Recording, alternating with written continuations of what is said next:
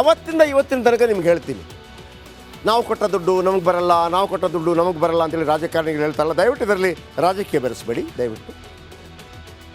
ನಾವು ಅಂದರೆ ಕರ್ನಾಟಕ 100 ರೂಪಾಯಿ ಟ್ಯಾಕ್ಸ್ ಕಟ್ಟಿದರೆ, ನಾವು 100 ರೂಪಾಯಿ ಟ್ಯಾಕ್ಸ್ ಕೇಂದ್ರಕ್ಕೆ ಕಟ್ಟಿದರೆ ನಮಗೆ ವಾಪಸ್ ಬರೋದು ಎಷ್ಟು ಗೊತ್ತಾ? ನಾವು 100 ರೂಪಾಯಿ ಕಟ್ಟಿದರೆ ನಮಗೆ ವಾಪಸ್ ಬರೋದು 13 ರೂಪಾಯಿ 90 ಪೈಸೆ, 14 ರೂಪಾಯಿ ಬರುತ್ತೆ. 100 ರೂಪಾಯಿ ನಾವು ಕೊಡ್ತೀವಿ, ವಾಪಸ್ ಬರೋದು 14 ರೂಪಾಯಿ. ಉತ್ತರ ಪ್ರದೇಶ 100 ರೂಪಾಯಿ ಕೊಟ್ಟರೆ ವಾಪಸ್ ಅವ್ರಿಗೆ ಬರೋದೆಷ್ಟು ಗೊತ್ತಾ? 300 ರೂಪಾಯಿ. ನಾವು 100 ರೂಪಾಯಿ ಕೊಟ್ಟರೆ 14 ರೂಪಾಯಿ ವಾಪಸ್, ಉತ್ತರ ಪ್ರದೇಶ 100 ರೂಪಾಯಿ ಕೊಟ್ಟರೆ ಅವರಿಗೆ 300 ರೂಪಾಯಿ ವಾಪಸ್ ಬರುತ್ತೆ ಕೇಂದ್ರದಿಂದ. ಬಿಹಾರ ತಗೊಳ್ಳಿ, ಬಿಹಾರ 100 ರೂಪಾಯಿ ಟ್ಯಾಕ್ಸ್ ಕಟ್ಟಿದರೆ ಬಿಹಾರಕ್ಕೆ ಕೇಂದ್ರದಿಂದ ಮರಳಿ ಸಿಗುವುದು 922 ರೂಪಾಯಿ. ಹಾಗಂತದ್ದು ಅನ್ಯಾಯ ಅಂತ ನಾನು ಹೇಳಲ್ಲ. ಯಾಕೆ ಅಂತಂದರೆ ಕರ್ನಾಟಕದಲ್ಲಿ 1 ರೂಪಾಯಿ ಆದಾಯ ಬಂತು ಅಂತ ಇಟ್ಕೊಳ್ಳಿ, ಕರ್ನಾಟಕಕ್ಕೆ 1 ರೂಪಾಯಿ ಕರ್ನಾಟಕ ರಾಜ್ಯದಿಂದ. ಆ 1 ರೂಪಾಯಿಯಲ್ಲಿ 80 ಪೈಸೆ ಬರೋದು ಬೆಂಗಳೂರಿನಿಂದ. ಆ 80 ಪೈಸೆಯನ್ನು ಇಡೀ ರಾಜ್ಯದ ಬೇರೆ ಬೇರೆ ಬೇರೆ ಬೇರೆ ಬೇರೆ ಬೇರೆ ಜಿಲ್ಲೆಗಳಿಗೆ ನಾವು ಹಂಚ್ತೇವೆ. 80 ಪೈಸೆ ಬೆಂಗಳೂರಿನಿಂದ, ಉಳಿದ ಬೇರೆ ಎಲ್ಲ ಕಡೆಗೆ 20 ಪೈಸೆ ಬರೋದು. ಆ ಬೆಂಗಳೂರು ಬಂದ ದುಡ್ಡನ್ನು ನಾವು ಬೇರೆ ಬೇರೆ ಹಂಚ್ತೇವೆ. ಅದೇ ರೀತಿ ನಮ್ಮ ದಕ್ಷಿಣ ಭಾರತದಿಂದ ಬರುವಂಥ ದುಡ್ಡನ್ನು ಆ ಭಾಗಕ್ಕೆ ಹಂಚೋದು ಅದು ನಿಯಮ. ಅದು ಏನು BJP ಬಂದಾಗ ಅಂತಲ್ಲ, ಕಾಂಗ್ರೆಸ್ ಕಾಲದಲ್ಲೂ ಕೂಡ ಅದೇ ರೀತಿಯಾಗಿತ್ತು. ಆದರೆ 15ನೇ ಹಣಕಾಸು ಆಯೋಗದಲ್ಲಿ ಕೆಲವು ಬದಲಾವಣೆಗಳನ್ನು ಮಾಡದ ಕಾರಣಕ್ಕಾಗಿ ನಮಗೆ ಸ್ವಲ್ಪ ದುಡ್ಡು ಕಡಿಮೆ ಬರ್ತಾ ಇದೆ, ವರ್ಷಕ್ಕೆ 30,000 ಕೋಟಿ. ಹಾಗಿದ್ರೆ ಅನ್ಯಾಯ ಮಾಡ್ತಾ ಕೇಂದ್ರ ಸರ್ಕಾರ? ಅನ್ಯಾಯ ಮಾಡ್ತಾ? ನೋಡಿ ಉತ್ತರ ಇಲ್ಲಿದೆ. ಇದು ಸಾಮಾಜಿಕ ನ್ಯಾಯದ ಸೂತ್ರದಡಿ GST ಹಂಚಿಕೆ. ಹೆಂಗೆ ಅಂತಂದರೆ ನಾವು ಹೇಳ್ತೀವಲ್ಲ, ರಿಸರ್ವೇಷನ್, ಮೀಸಲಾತಿ, ಬಲ ಇಲ್ಲದವನಿಗೆ ಬಲ ತುಂಬುವುದು. ಹಾಗೆಯೇ ನಮ್ಮ ದೇಶದ ಬಲವಿಲ್ಲದ ಅಥವಾ ಬಡ ರಾಜ್ಯಗಳಿಗೆ ಶ್ರೀಮಂತ ರಾಜ್ಯಗಳ ದುಡ್ಡನ್ನು ಹಂಚೋದು, ಆ ಮೂಲಕ ಸದೃಢಗೊಳಿಸೋದು. ಹೆಚ್ಚು ತೆರಿಗೆ ಕಟ್ಟುವ ರಾಜ್ಯದಲ್ಲಿ ಹೆಚ್ಚು ತಯಾರಿಕಾ ಶಕ್ತಿ ಇರುತ್ತೆ. ಹೆಚ್ಚು ತಯಾರಿಕಾ ಶಕ್ತಿ ಇರುವ ರಾಜ್ಯಗಳು ಸಿರಿವಂತ ರಾಜ್ಯ, ನಾವು ಶ್ರೀಮಂತರು. ಕಡಿಮೆ ತೆರಿಗೆ ಕಟ್ಟುವ ರಾಜ್ಯದಲ್ಲಿ ಉತ್ಪಾದನೆ ಪ್ರಮಾಣ ಕಡಿಮೆ ಇರುತ್ತೆ. ಕಡಿಮೆ ಉತ್ಪಾದನೆ ಇರುವ ರಾಜ್ಯಗಳು ಬಡ ರಾಜ್ಯ. ಮಾರಾಟಕ್ಕಿಂತ ಖರೀದಿ ಹೆಚ್ಚಿರುವ ರಾಜ್ಯಕ್ಕೆ ಹೆಚ್ಚು GST. ಆಯ್ತಲ್ಲ ನಿಮಗೆ? ಹೇಗೆ ಅಂತಂದರೆ ನಾವು ನೋಡ್ತೀವಿ, ಕರ್ನಾಟಕದ ಅನೇಕ ಭಾಗಗಳು ಅಭಿವೃದ್ಧಿ ಹೊಂದಿಲ್ಲ. ಕೆಲವು ಕಾರಣಕ್ಕಾಗಿ ಅಭಿವೃದ್ಧಿ ಹೊಂದೋಕ್ಕೆ ಆಗೋದಿಲ್ಲ. ಕೇವಲ ದುಡ್ಡಿನಿಂದ ಮಾತ್ರ ಆಗೋದಿಲ್ಲ. ಸಾಮಾಜಿಕ ಪರಿಸ್ಥಿತಿ, ಆಮೇಲೆ ಅಲ್ಲಿಯ ಭೌಗೋಳಿಕ ಪರಿಸ್ಥಿತಿ, ನೀರಾವರಿ ಪರಿಸ್ಥಿತಿ ಎಲ್ಲವೂ. ರಾಜಸ್ಥಾನ, ಆಮೇಲೆ ಏನು ಬಿಹಾರ, ಉತ್ತರ ಪ್ರದೇಶ ಬಹಳ ಬಡ ರಾಜ್ಯಗಳದು. ನಾವು ರಾಜಕೀಯವಾಗಿ ಮಾತ್ರ ನೋಡ್ತೀವಿ, ದೇಶ ಅಂತ ನೋಡಿದಾಗ ಅದು ನಮ್ಮದೇ ರಾಜ್ಯ. ಇನ್ನು DK ಸುರೇಶ್ ನೀಡಿರೋ ಹೇಳಿಕೆ ಭಾರಿ ಆಕ್ರೋಶಕ್ಕೆ ಕಾರಣವಾಗ್ತಾ ಇದೆ. BJP ನಾಯಕರಂತೂ ಕಾಂಗ್ರೆಸ್ ಸಂಸದರನ್ನು ಬಂಧಿಸಬೇಕು ಅಂತ ಪಟ್ಟು ಹಿಡಿದಿದ್ದಾರೆ. ಬನ್ನಿ ಇದರ ಬಗೆಗಿನ ಕಂಪ್ಲೀಟ್ ರಿಪೋರ್ಟ್ ನಿಮ್ಮ ಮುಂದೆ. ನಮಗೆ ಎಲ್ಲ ವಿಚಾರಗಳಲ್ಲೂ ಕೂಡ ಅನ್ಯಾಯ ಆಗ್ತಾ ಇದೆ. ಅದನ್ನ ಮುಂದಿನ ದಿನಗಳಲ್ಲಿ ಖಂಡಿಸಲಿಲ್ಲ ಅಂತ ಹೇಳಿದ್ರೆ ಪ್ರತ್ಯೇಕ ರಾಷ್ಟ್ರಕ್ಕೂ ಕೂಡ ನಾವು ಬೇಡಿಕೆಯನ್ನ ಇಡಬೇಕಾದಂತ ಅನಿವಾರ್ಯ ಪರಿಸ್ಥಿತಿಯನ್ನ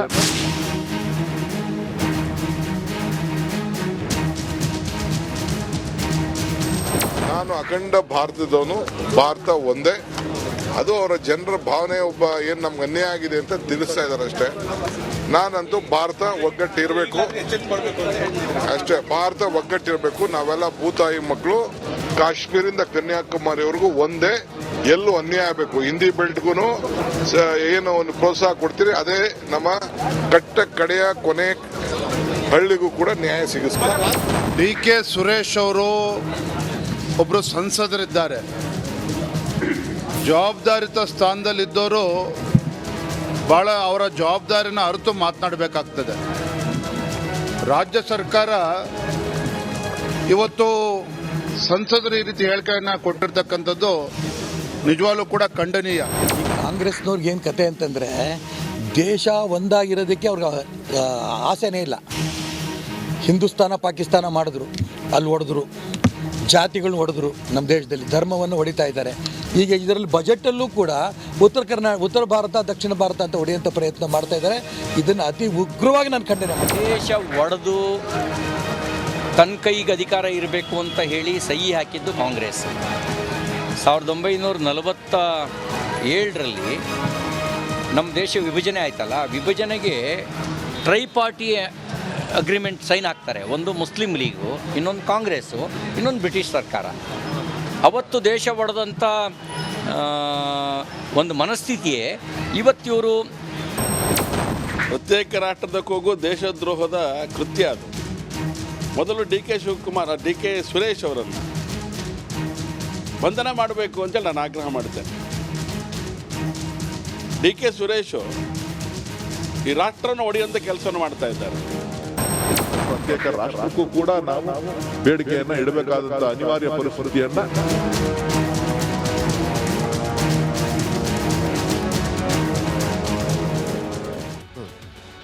ಬೇರೆ ಬೇರೆ ಪಾರ್ಟಿಗಳು ಈ ಪ್ರಜಾಪ್ರಭುತ್ವ ವ್ಯವಸ್ಥೆಯಲ್ಲಿ ನಾವೇ ಮಾಡಿಕೊಂಡಂಥ ಚೌಕಟ್ಟುಗಳು. ದಿವಂಗತ ಅನಂತಕುಮಾರ್ ಅವರು, ದಿವಂಗತ ಅನಂತಕುಮಾರ್ ಉತ್ತರ ಭಾರತದ ಕಡೆ ಎತ್ಕೊಂಡೋಗಿ ಹಂಚ್ತಾ ಇರ್ತಕ್ಕಂಥದ್ದು ಕಾಣ್ತಾ ಇದ್ದೇವೆ. ನಮಗೆ ಎಲ್ಲ ವಿಚಾರಗಳಲ್ಲೂ ಕೂಡ ಅನ್ಯಾಯ ಆಗ್ತಾ ಇದೆ. ನಾವು ಅದನ್ನು ಮುಂದಿನ ದಿನಗಳಲ್ಲಿ ಖಂಡಿಸಲಿಲ್ಲ ಅಂತ ಹೇಳಿದ್ರೆ ಪ್ರತ್ಯೇಕ ರಾಷ್ಟ್ರಕ್ಕೂ ಕೂಡ ನಾವು ಬೇಡಿಕೆಯನ್ನು ಇಡಬೇಕಾದಂಥ ಅನಿವಾರ್ಯ ಪರಿಸ್ಥಿತಿಯನ್ನು ಹಿಂದಿ ಪ್ರದೇಶದವರು ನಮ್ಮ ಮೇಲೆ ಹೇರ್ತಾ ಇದ್ದಾರೆ ಅಂತೇಳಿ ನಾನು ಭಾವಿಸ್ತೀನಿ. ನಾವು ಕರ್ನಾಟಕದಲ್ಲಿ ಸಾಧಾರಣವಾಗಿ ಉತ್ತರ ಕರ್ನಾಟಕ, ದಕ್ಷಿಣ ಕರ್ನಾಟಕ, ಉತ್ತರ ಕರ್ನಾಟಕ ಪ್ರತ್ಯೇಕ ರಾಜ್ಯವಾಗಬೇಕು, ಈ ಮಾತುಗಳನ್ನು ಕೇಳ್ತಾ ಇರ್ತೀವಿ. ವಿಶೇಷವಾಗಿ ಉಮೇಶ್ ಕತ್ತಿ ಅವರಿದ್ದಾಗ ಅದನ್ನು ಹೇಳ್ತಾ ಇದ್ರು. ಆದರೆ ಕರ್ನಾಟಕ ಏಕೀಕರಣಕ್ಕಾಗಿ ಹೋರಾಡಿದಂಥ ಫ್ಯಾಮಿಲಿ ಉಮೇಶ್ ಕತ್ತಿ ಅವ್ರದ್ದು. ಹಾಗಾಗಿ ಅವರ ಆ ಹೇಳಿಕೆಗಳನ್ನು ಕೊಟ್ಟಾಗ ದೊಡ್ಡ ಮಟ್ಟದಲ್ಲಿ ಯಾರಾಗಿ ಸೀರಿಯಸ್ ಆಗಿ ತಗೊಳ್ತಾ ಇರಲಿಲ್ಲ. ಮತ್ತು ಉಮೇಶ್ ಕತ್ತಿ ಅವರು, ದಿವಂಗತ ಉಮೇಶ್ ಕತ್ತಿ ಅವರು ಕೂಡ ಅದನ್ನು ಸೀರಿಯಸ್ ಆಗಿ ಹೇಳ್ತಾ ಇರಲಿಲ್ಲ. ಹಿಂಗಿರ್ಬೇಕ್ರಿ ಅಂತ ಹೇಳ್ತಾ ಇದ್ರು. ಆದರೆ ಈ ಪ್ರತ್ಯೇಕ ದೇಶದ ಕೂಗು ನಿಮ್ಗೆ ಗೊತ್ತಿದೆಯಾ? ನಮ್ಗೆ ಗೊತ್ತಿದೆ 1947ರಲ್ಲಿ ಭಾರತ ಪಾಕಿಸ್ತಾನ ಪ್ರತ್ಯೇಕವಾಯಿತು, 71ರಲ್ಲಿ ಬೇರೆ ಏನು ಬಾಂಗ್ಲಾದೇಶ ಪ್ರತ್ಯೇಕ ಆಯಿತು. ಆದರೆ ಉತ್ತರ ಭಾರತ ದಕ್ಷಿಣ ಭಾರತ ಅಂತ ಯಾವತ್ತಾದರೂ ಬಂದಿತ್ತಾ? ಭಾರತ ಇತಿಹಾಸದಲ್ಲಿ ಬಂದಿತ್ತು. 1917 ದಕ್ಷಿಣ ಭಾರತದಲ್ಲಿತ್ತು ಜಸ್ಟಿಸ್ ಪಾರ್ಟಿ ಎಂಬ ಪಕ್ಷ.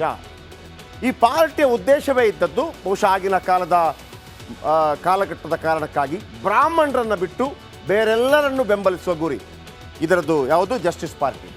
ಬ್ರಾಹ್ಮಣರನ್ನು ಬಿಟ್ಟು ಬೇರೆಲ್ಲರನ್ನು ಬೆಂಬಲಿಸುವ ಗುರಿ, ಬ್ರಾಹ್ಮಣ್ಯವನ್ನು ಸಂಪೂರ್ಣ ನಾಶಗೊಳಿಸುವ ಉದ್ದೇಶ ಆ ಜಸ್ಟಿಸ್ ಪಾರ್ಟಿಗೆ ಆಗ ಇತ್ತು.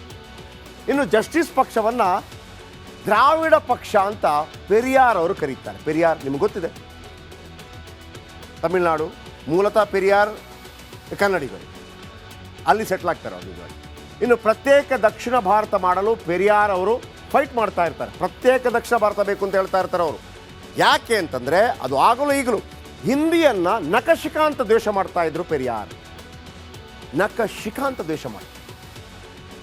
ಆದರೆ ಪೆರಿಯಾರ್ ಅವರ ಹೇಳಿಕೆಯನ್ನು ಜವಾಹರಲಾಲ್ ನೆಹರು ತೀವ್ರವಾಗಿ ಖಂಡಿಸ್ತಾರೆ, ವಿರೋಧಿಸ್ತಾರೆ. ಅವತ್ತು ಪ್ರತ್ಯೇಕ ದಕ್ಷಿಣ ಭಾರತ ರಾಷ್ಟ್ರ ಪೆರಿಯಾರ್ ಅವರ ಹೇಳಿಕೆಯನ್ನು ಇದೇ ಕಾಂಗ್ರೆಸ್ ಅಧಿನಾಯಕ ನೆಹರು ಅವರು ಖಂಡಿಸಿದ್ರು. ಇವತ್ತು ಪ್ರತ್ಯೇಕ ದಕ್ಷಿಣ ಭಾರತ ಬೇಕು ಅಂತೇಳಿ ಅದೇ ಪಕ್ಷದ ಸಂಸದ ಹೇಳ್ತಾ ಇದ್ದಾರೆ. ಆದರೆ ಅವತ್ತೇನಾಯಿತು? ರಾಜ್ಯಗಳ ವಿಂಗಡಣೆ ಆಗತ್ತೆ, ಬಳಿಕ ಬೇರೆ ಬೇರೆ ರಾಜ್ಯಗಳು ಉಂಟಾಗತ್ತೆ, ಭಾಷಾವಾರ ರಾಜ್ಯಗಳು. ಆ ನಂತರ ಪೆರಿಯಾರ್ ತಣ್ಣಗಾಗ್ತಾರೆ. ಅಂದರೆ ತಮಿಳು ಮಾತನಾಡುವವರಿಗೆ ತಮಿಳುನಾಡು, ಕನ್ನಡ ಮಾತಾಡೋರಿಗೆ ಕರ್ನಾಟಕ, ಮಲಯಾಳ ಮಾತಾಡೋರಿಗೆ ಕೇರಳ, ತೆಲುಗು ಮಾತಾಡೋರಿಗೆ ಆಂಧ್ರ, ಮರಾಠಿ ಮಾತಾಡೋರಿಗೆ ಮಹಾರಾಷ್ಟ್ರ, ಒಡಿಯಾ ಮಾತನಾಡೋರಿಗೆ ಒರಿಸ್ಸಾ, ಇದೆಲ್ಲ ಆದಾಗ ಪೆರಿಯಾರ್ ತಣ್ಣಗಾದರೂ ನಮ್ಮ ರಾಜ್ಯಕ್ಕೆ ಸಿಕ್ತು. ಆದರೆ ಅವರ ಹೋರಾಟ, ಬ್ರಾಹ್ಮಣ್ಯದ ವಿರುದ್ಧ ಹೋರಾಟ ಭಾಳ ತೀವ್ರವಾಗಿ ನಡೆಯುತ್ತೆ. ಇದು ಆ ಕಾಲದಲ್ಲಿ ನಡೆದದ್ದು. ಇತ್ತೀಚೆಗೆ ಅಂಥ ಕೂಗುಗಳೇನು? ಪ್ರತ್ಯೇಕ ಭಾರತದ ಬಗ್ಗೆ, ಪ್ರತ್ಯೇಕ ದೇಶದ ಬಗ್ಗೆ